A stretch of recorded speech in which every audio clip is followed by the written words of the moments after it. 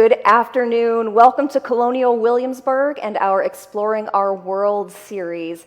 My name is Stacy, and I am here today with Hope Wright to talk about her research into the material culture of enslaved Black women, especially as researched in runaway advertisements. Now, Hope has been with Colonial Williamsburg since 1984. That doesn't really seem possible. And full-time since 1998. And your research on the material culture of Black enslaved women basically started then, right? Yeah, not too long after I started here full-time. Our department at the time was African American interpretations and presentations. And our manager was bringing up a couple of different programs. One of them was focusing on John Canoe, which is a celebration around Christmas time in the Carolinas and the Caribbean. And one of them was a music series, which ended up being a CD from ear to ear, where we were looking at 3 different types of music, African, transitioning to Caribbean, and then how that music transitioned in the United States. And he wanted the costuming to be right. It was going to be something a little different and a little more specific. So that was when I first started looking into runaway ads on that scope. I looked at images as well. But runaway ads, there are a lot more ads, and they can be a lot more descriptive, and that really started an interest that I'm still looking at 20 plus years later.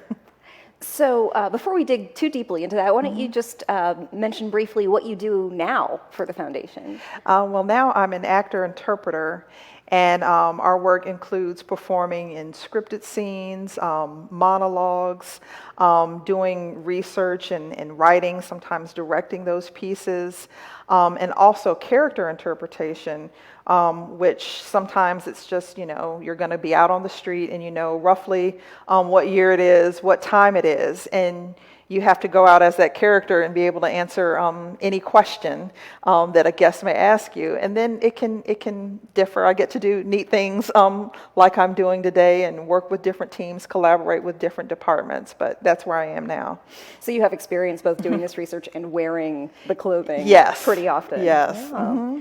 So you talked a little bit about how the project came to be, and you mentioned that runaway ads were a major source for you. But our audience may not be quite as familiar with runaway ads as you are with your 20 years of research into them. So why don't you talk a little bit about what is a runaway ad, and what was their purpose, and what perspective were they written from? Sure. Runaway ads were almost always written from the perspective of someone who owned enslaved individuals, sometimes also indentured servants, and during war years you also see deserters listed, soldiers and sailors who had left the Army or the Navy, but by and large these are descriptions of enslaved men, women, and children who ran away. And the sole purpose for the owners of these individuals was to try to get them returned to them, or to get them to come back. So you find that in doing that, they tend to be very descriptive as to what people looked like, their height, the clothes that they ran away in, clothes that they might have brought with them, what skills they might have had, and other distinguishing characteristics. So for us as researchers, it offers us a great deal of information about a lot of things. As you said, what viewpoint is coming from, it is from a master and mistress, so there is definitely bias in it. But I think the value of some of the things described makes them extremely useful. But they weren't your only source, correct? You did use other sources as well. No, we have other sources. Some sources can be inventories. At the time of a person's death in the 18th century, often, even with a will, you see executors going through households and methodically assigning a value to everything in the household. This oftentimes includes enslaved individuals as well, and can include references to clothing or maybe cloth that would be used to make items for those individuals. We know, for instance, I believe it was the Royal Governor Petticoat had cloth specifically in his inventory for a laundry maid, Sally, also for livery to be made. So when you think of a very wealthy household, like the royal governor or one of the wealthy households in Williamsburg or anywhere in Virginia, it was very common to have enslaved men all dressed in the same color outfit. And for royal governors, they would be colors associated with that household, and even some households within the city had certain colors associated with them. So for instance, the Randolph house here in Colonial Williamsburg, which was the home to Peyton Randolph. So we're talking a very wealthy family. He was president at the Continental Congress, Speaker of the House of Burgesses here. We know that his manservant had red and green, so likely other enslaved men who were going to be serving are going to be wearing similar things. We also have good letters, journals that describe things that are going on here. And sometimes some of the best journals and letters are from people who aren't from a place. So sometimes it's people traveling colony to colony who make observations about things that might just become mundane and ordinary to people who live in an area, or sometimes people traveling from different places in Europe. But there was a traveler from Europe who had visited South Carolina a little bit prior to the Revolutionary time period, and he talked about how the enslaved maidservants were dressed so fine that it was hard to distinguish them between their mistresses, save for the difference in color here.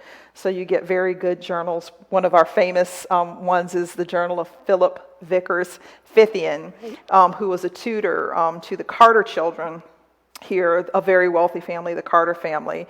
And so you get these observations, and they don't always, but when there are mentions of what an enslaved person is wearing, what they look like, some characteristic, it's valuable. And I know that there's been some work into this before you came to it too. So there are some modern sources, there are some accessible sources for people who might get really interested today in delving into this topic themselves that you've used and you might share with our audience. Yes, definitely. I think the first debt of gratitude should go to Dr. Lathan Windley, who was a professor at Morgan State in Maryland. And he, in the 60s, 70s, organized collections of runaway ads by painstakingly going through the actual papers themselves, some bound, some individual papers, and various states, some had been molded, some had been, ink blots and spots.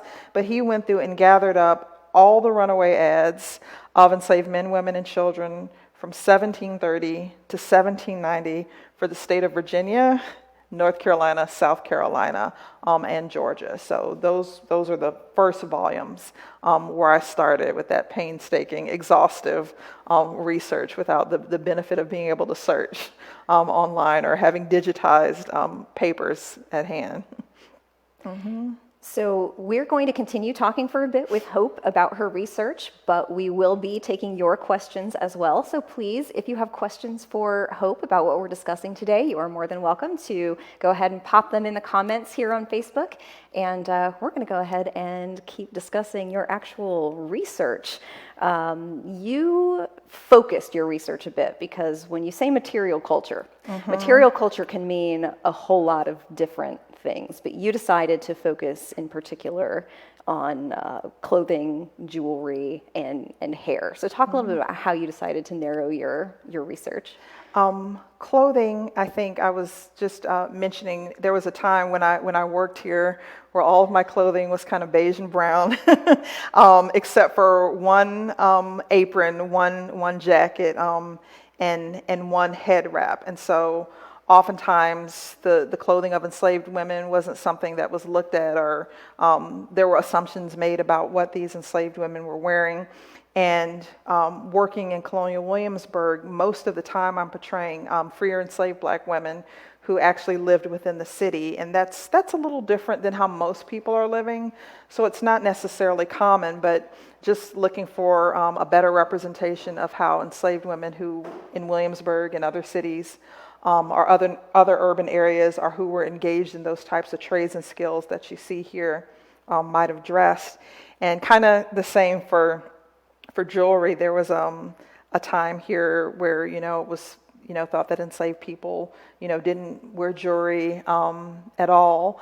And again, by and large, when you're looking at most enslaved people away from the city in a rural setting, they might not necessarily, but I found evidence, dozens and dozens of ads mentioning the types of jewelry that enslaved women had.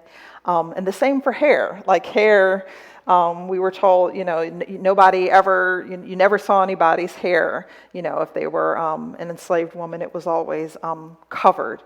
So to look through these runaway ads and to see these great descriptions of the styles, the textures, the color, and about 10 years ago, I actually got to co-write a program that kind of came from some of that research, a gathering of hair, where it's a free black woman and two enslaved women coming together, and in the course of getting their hair done, they talk about the things that are going on in their life, but that's the first time I can recall a program being done here where we don't come in with our hair, wrapped up, tied up, under a head wrap or a cap.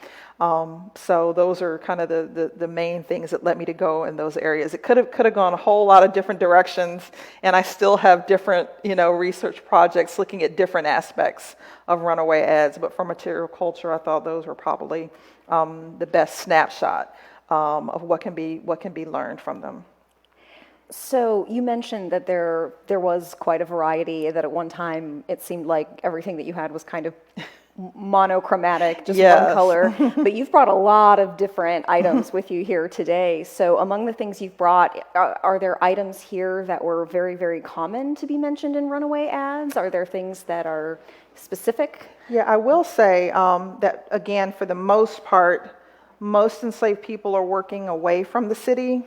They are working on mostly plantations, growing tobacco, farms growing corn and wheat, doing field labor, and there was very little distinction made between the type of work that enslaved women and men were doing. So these are garments that would be made to stand up to working sun up to sundown and doing a lot of physical labor.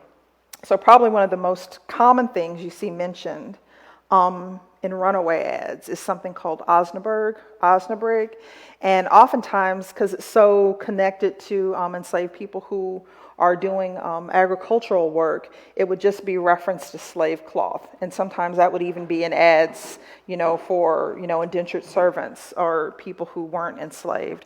And it's something that's very, very sturdy. This would be something that you would be wearing close to your body, so it would take the place of a nightgown, undergarments, and it could be coarse. What really resonated with me was there was a passage in Booker T. Washington's Up From Slavery in which he talks about getting hand-me-down shirts made of the same type of cloth, Osnaburg, but a man's garment would be a little different, and saying how he was glad he got the hand-me-downs because his brother had broken in the shirt a little bit more. So that's probably what was most common.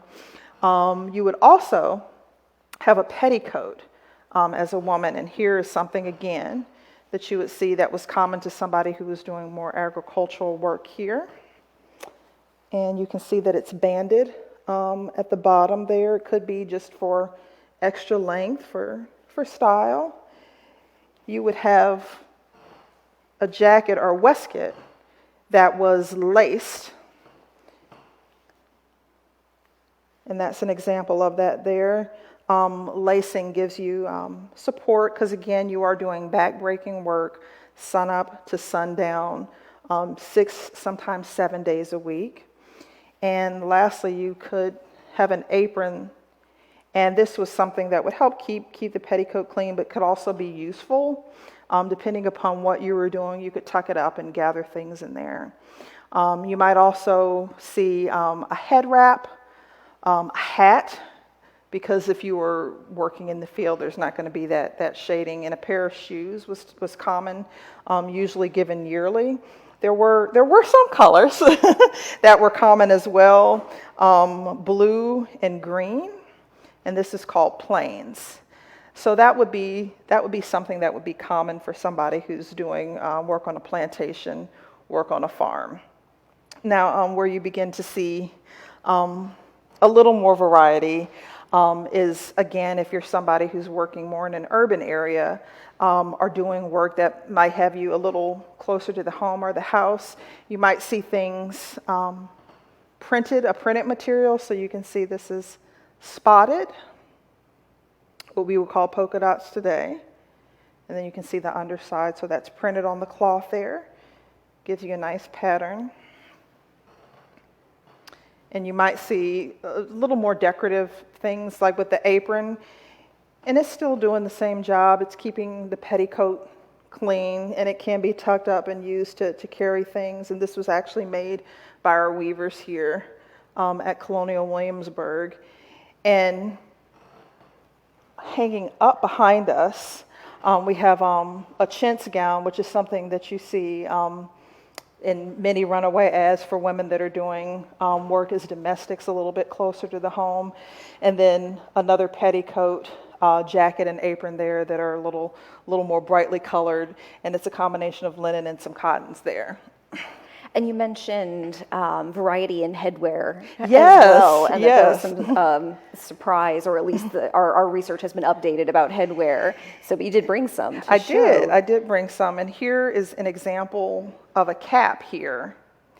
And this is going to be very common if you are somebody, again, as an enslaved woman who's working in proximity to a master or a mistress.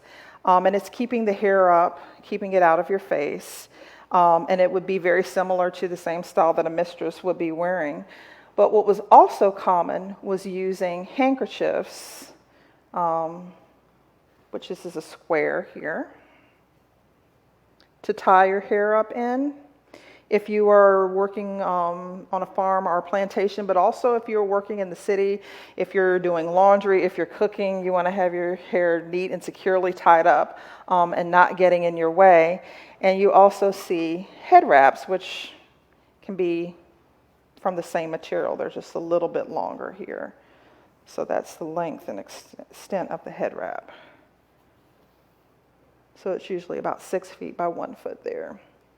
And something that I see a lot, especially in the Caribbean, but and that's usually free women, but do see market bonnets. If any of you have visited with us at Colonial Williamsburg, and even if you haven't, our market, we have a newish market, but it gets very hot and the sun reflects very brightly into your eyes. So this is a nice brim that gives you a good bit of shade.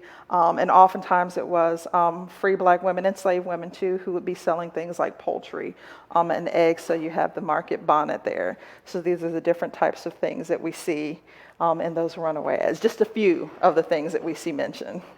So I took us a little bit out of clothing and into accessories. So it seems appropriate to move on because you research jewelry as well. Yes, so yes. Let's talk a little bit about the jewelry. Yeah, well, it was interesting to find, everything from garnet to onyx to brass rings, and probably the most common was earrings, which were called earbobs at the time.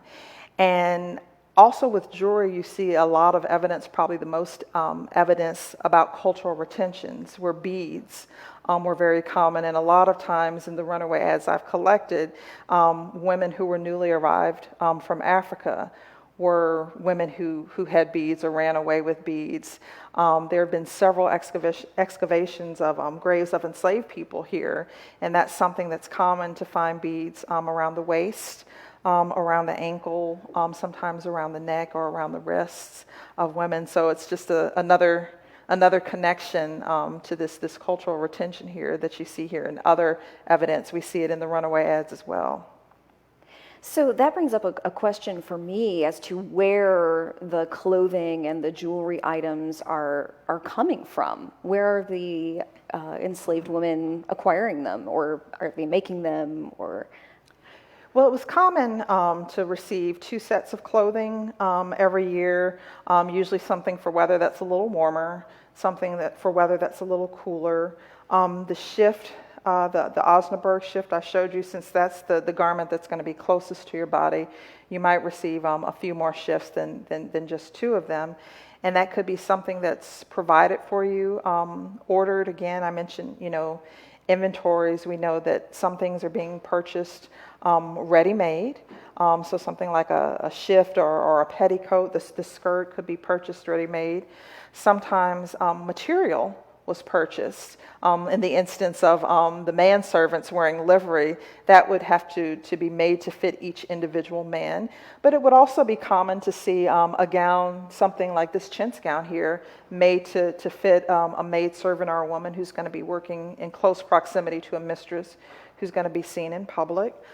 Some of it might be things that older individuals have outgrown and are remade to fit an individual. And something that you also see in inventories and runaway ads in the skills listed are women who are working as weavers and spinners themselves. So they might be making the whole garment from construction to finishing as well. So it's a mix of things. Certain things can be imported. For instance, we know from Betty Randolph, the widow of Peyton Randolph, who I mentioned earlier. After her husband dies in 1775, she's taking over, overseeing the property. And we know that she orders 2 pairs of red shoes, and it says specifically for enslaved women in her household. So it's a combination of things, how you end up with the clothes. And then the last piece that you really dug into was hair. Yes. And you touched a little bit on some of the varieties, but I was very surprised myself when I read your blog about the breadth of variety that you found just in the runaway ads you looked at for hairstyles. Yeah, it was amazing at a time when how Black women wear their hair is politicized and policed. To know that Black women in the 18th century were styling their hair how they wanted, to know that there were as many textures, as many colors, as many lengths, as many styles that women went through measures to make their hair look nice. Somebody who's working all week, we see references of women taking pieces of their hair, tying them with cloth, tying their hair up, putting it underneath a head wrap, and then say Saturday, when you have time to gather with friends Saturday night, taking that head wrap off, taking those pieces of cloth off, and the hair retaining that curl, and wearing that hair to that gathering Saturday night when you have just a little time to yourself. We see women wearing styles that are similar to styles that we even wear today, taking pieces of cloth, working that into a braid in their own hair, and then taking that braid and bringing it over the top of their head to almost form a crown. And you see that women went through a lot of painstaking measures. There's a woman, Kate, who they talk about, wore her hair up high over a great deal, used a great deal of pomatum. So this is a style that would take a while to achieve, but it was something she was known enough for that her owner thought to mention this and include this into an ad. So just to see that these women, even in the midst of enslavement, were still taking the time to adorn, take care of their hair and style it in ways that was something that was their own, was just amazing. And like I said, from that a whole program grew out of that research that we did. So before we move on to continue talking about your research, we do have some questions for the audience that are pertinent to what we've been talking about. So you partially answered this, but I want to make sure we get to the whole question. Sally has asked, were people given cloth to make clothes or always given the finished garments? It depended. We do see both. Some people are turning more towards home manufacture as we're going to war, as the colonies are going to war with England. And some people, are still relying upon imports. It's hard to think about it now, but sometimes imports were actually cheaper because there was industry that Europe had that we didn't have yet. So it absolutely could happen. We do see that happening. And then we have a couple of questions about specific items of clothing and whether people would wear them.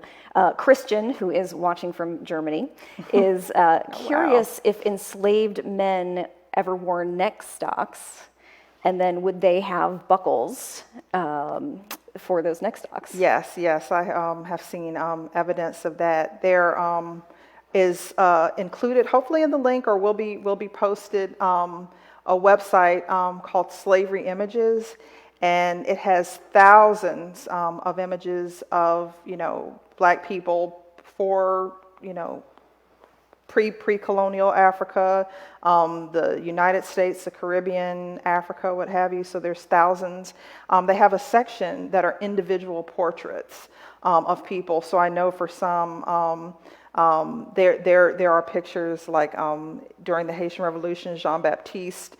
There's a picture of him. That's the first thing that comes to mind, where he's in full military uniform, dressed very similar in a way that you mentioned there. So you absolutely do see it. And again, just as women are dressed, a certain way when they are working closer, when their duties have them closer to a master or a mistress, the same would be true of men. So that's your coachman, that's your waiting man, that's your valet, or your steward if you're talking about a very fine household. So they would be dressed just as fine as the master, maybe even nicer. Mm-hmm. So along those lines, Aria has asked, would enslaved women wear stays? Yes. Yes, that's the one thing I did not bring, but yes, stays give you your shape. So a lot of people tend to think of stays as a corset, and more of a stereotype of what a corset is. It's not meant to give you a 19-inch waist. It's just meant to give you a shape. And actually, when you have a gown made by the milliner, that gown is cut to your shape. So you would have stays on for that. The waistcoat here would kind of give you shaping without not necessarily having to wear stays. So it's the same idea where if you're laced up, for ladies, it gives you support because you're going to be doing back-breaking work, tobacco being our cash crop, you're hilling, you're weeding, you're suckering, you're topping, you're worming tobacco. And one person usually works 1 to 3 acres during a growing season. So that would be like stays, but not as restrictive. But yes, they would have been wearing stays. So similarly, Andrea is curious if the women had the classic pocket that we think of. Yes. With, 18th century women's clothing. Yes, you would wear your pockets separately. For most women in the 18th century, everything is tied and is added in a layer. So just as you tie your petticoat on, you tie your apron on, you would, before you put any of that on, tie a pocket. And sometimes I've even seen 2 pockets on a single length of string. So yes, definitely you see that as well. And then Andrea was also a little curious about the fabric that you mentioned for the shift that would be commonly worn by someone who was working in a field. Could you talk a little bit more about that fabric?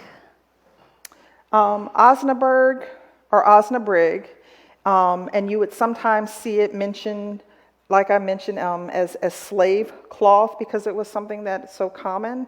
It's a linen, and again, it could be coarser than what you see here now. It could be a little finer than what you see here now. But basically the purpose is something that's going to stand up to the wear and tear of working mostly on a farm or a plantation setting, where as hot as it is now and as long as the days are now, think about somebody having to be outside with very little time in between to dine, and then having to get back to work. So you're talking about your longest days being maybe 14 hours or so. You're sweating. Again, you're doing back-breaking work and labor, and thinking, in the winter, the work changes, but the work doesn't stop. So I would say a utilitarian, long-lasting linen that could be coarse.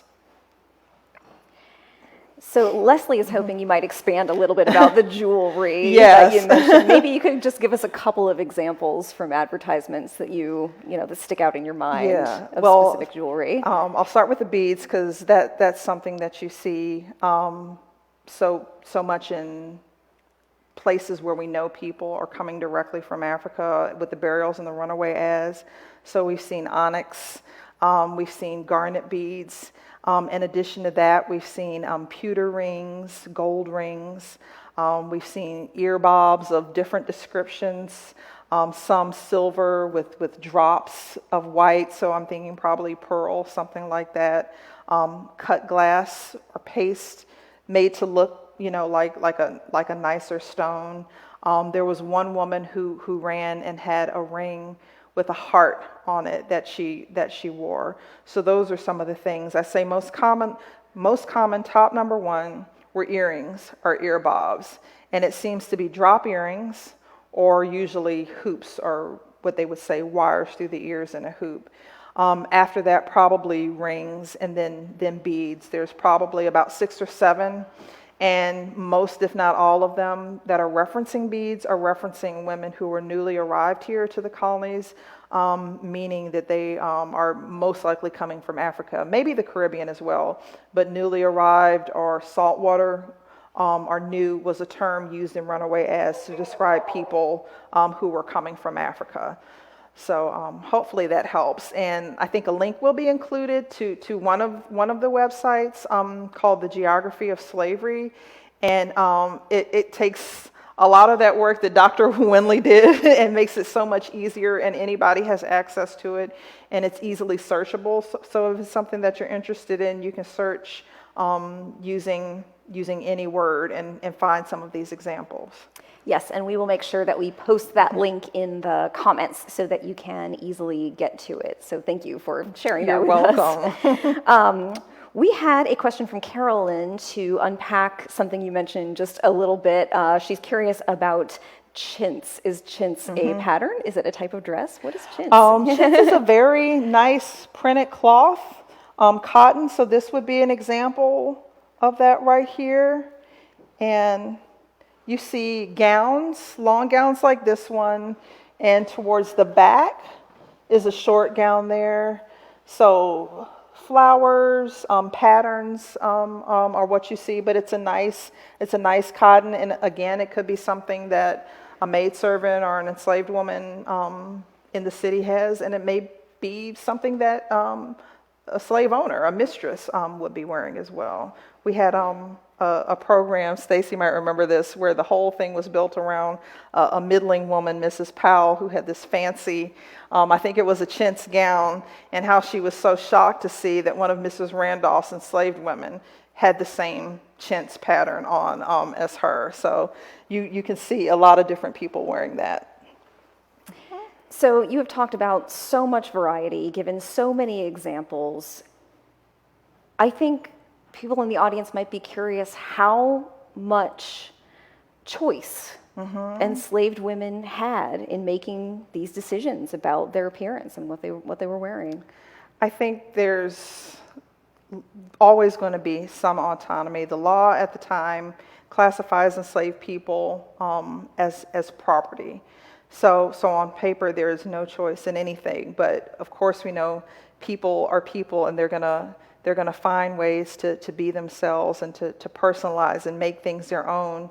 And sometimes for material culture and fashion, those are some of the ways in which you can do that, like taking pains to comb your hair up high over a roll, dressing it with pomatum, like taking the plain petticoat that you were given, but patching the bottom with pieces of cloth that might have come from an apron or another petticoat that you had, like wearing beads around your waist that nobody saw, but you knew they were there and they had significance to you. So you see these little ways. Sometimes we think of rebellion as a big thing, but sometimes it's 100 little things happening every day. So you mentioned a couple of other sources that you used in your research. Are there any other recommendations that you have for anyone in the audience whose curiosity has been piqued and you may want to direct them to find some other resources? I would say since Dr. Winley's editions, there are other volumes that have come out. There are volumes specifically addressing enslaved women who were running in New York New Jersey, in the northern colonies, because there was slavery in the northern colonies, of course, as well. The geography of slavery, of course, as I mentioned, and a website that speaks specifically to runaways from North Carolina, that's through North Carolina A&T, and that's searchable much in the same way that the geography of slavery is as well. And I would say the website that is mentioning slavery images, it's vast, it's organized very neatly, so you can look at things like agriculture or the marketplace or free people of color.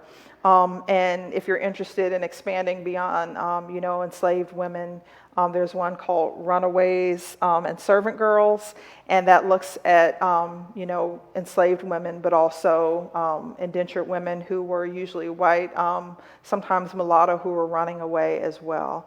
So I would say there's a lot out there, especially with the websites. These are all accessible to you, so you're welcome to go on and start searching immediately.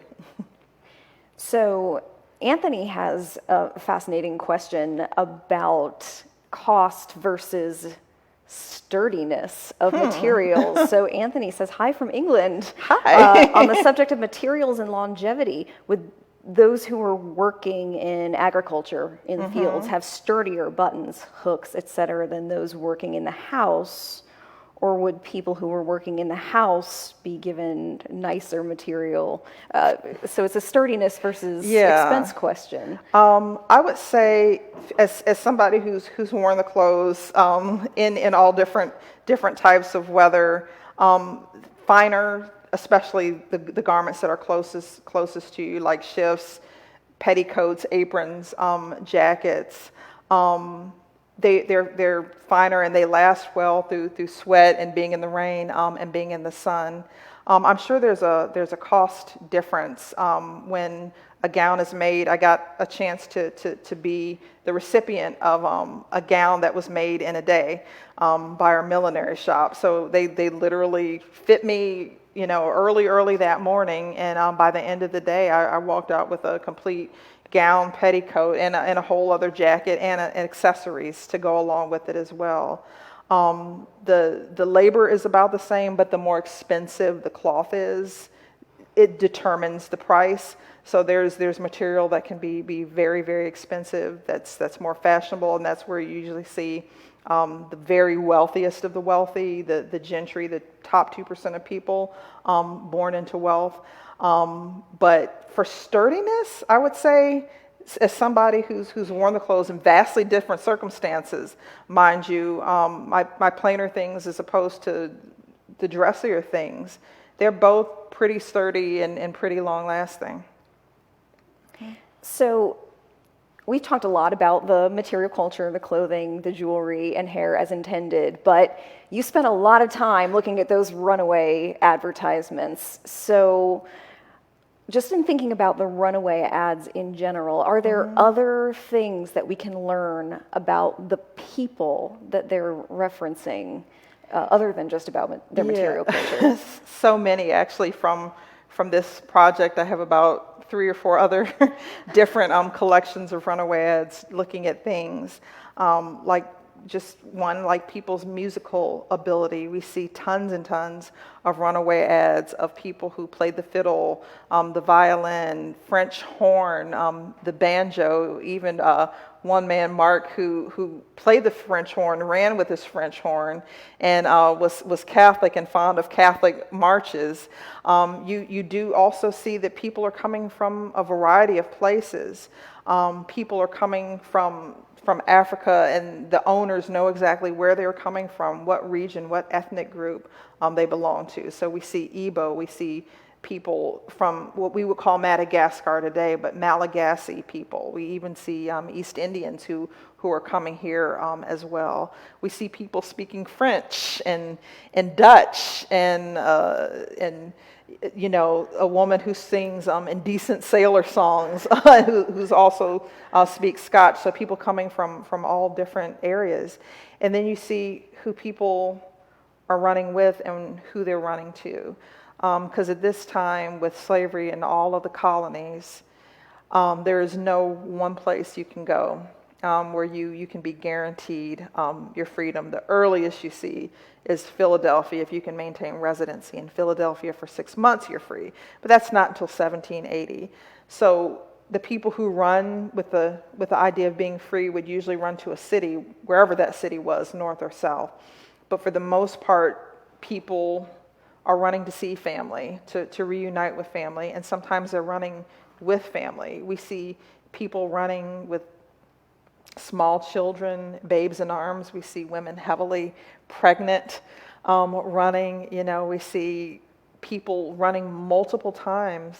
And oftentimes in these runaway ads, the owners would know exactly where individuals had run or had an idea of where they had run because of family that they were suspecting that they were going to see, were going to visit. So it's so much information, and there's always something to learn, whether it's new material or just going back and looking at things. Because in preparing for this talk today, I found out new things going back and looking at material that I've been gathering for 20 years because I have a different perspective now. So it's so much. I haven't even gotten good into the 19th century looking at those runaway ads. So there's so much out there, so much potential to learn.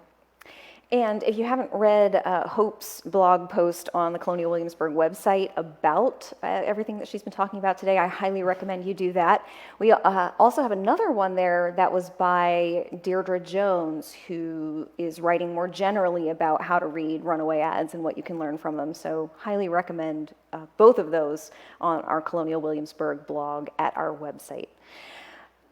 So you mentioned that you noticed new things, even just in getting ready for this. So are there any couple of runaway ads or parts of runaway ads that just really surprised you or stand out to you for some reason? Well, sometimes people have asked about runaways maybe disguising themselves as the opposite gender, and I hadn't really seen it, but evidently somewhere along the way, I had this runaway ad of a woman named Maria who had become acquainted with a soldier. This is during the Revolutionary War, and when she ran, all of the clothing she ran in were men's clothes. So they talked about her jacket, her running in men's breeches with men's stockings and men's shoes. So somehow I had collected this runaway ad, but looking at it again, I'm like, okay, this is really interesting that she's trying to disguise that she's a woman and run as a man and maybe join the army. I have my kind of favorites in the first runaway ads that I became acquainted with just because of their descriptiveness. A woman named Rhodes, she's another woman who was known to brush her hair up high over a roll and ran with this vast quantity of really nice clothing. And there's a woman, Jenny, from Pennsylvania, who they talk about all the clothing that she's run with, these chintz gowns and, just a volume of petticoats and jackets. And at the very end of the description, they say she was fond of wearing Queen's nightcaps. So I had no idea what Queen's nightcaps were, but I looked it up, and there's an image of Martha Washington wearing this fancy cap, and I talked to our milliners about it, and they're like, they're fancy cap, intricate. Took a long time to kind of starch and have everything, perfect. But that Jenny was known for having these caps. So those are just three. There are hundreds and hundreds, and it would be hard to whittle it down. But those are the three that really stood out to me as I went back to look at the different ads for this talk. So we're just about out of time, but I know that you wear these clothes most days. So what is that like for you as a modern person whose job it is to wear these clothes and interpret the lives of these women? It can be humbling. It can be a little challenging because once I get dressed and step outside the door and I'm in these clothes, oftentimes there's already thoughts and opinions and ideas formed. And I will say that by and large, most of them are positive, where people just want to learn a little bit more, want to know a little bit about the life of the person who I'm portraying at the time. and there are some challenges, but I think by and large, just being able to share these stories and to share, new research or new information that I have, I'm glad I get a chance to do that. I hope that for the women that I portray, that even if I don't have all the details, because I don't know if you're ever going to have all the details, but I try to get the details that I can about their lives. But even if the details and the facts aren't right, that I do it in such a way that honors them and gives reverence to them, because what they did was hard. That was hard, surviving within a slave society. What I do is challenging, if that, but it's nothing in comparison to what they did, and especially with women in these runaway ads, to see this risk that these women were willing to take, the snapshot we have about their life. I just feel, a debt of gratitude, and just reverence for the women I portray and the women who are in these runaway ads. Well, and we are grateful to you, Hope, for being willing to come and talk to us today about your personal perspective as well as your in-depth research on this topic. So thank you. You're welcome. Thank you for having me. And thank you also to our Costume Design Center and to our clothing trades who have also supported this program. Thank you to you for watching the program today, and thank you especially to those of you who have chosen to support us. We could not do this program or any other without the support of our viewers and our very generous donors. So thank you, and I hope you have a wonderful day.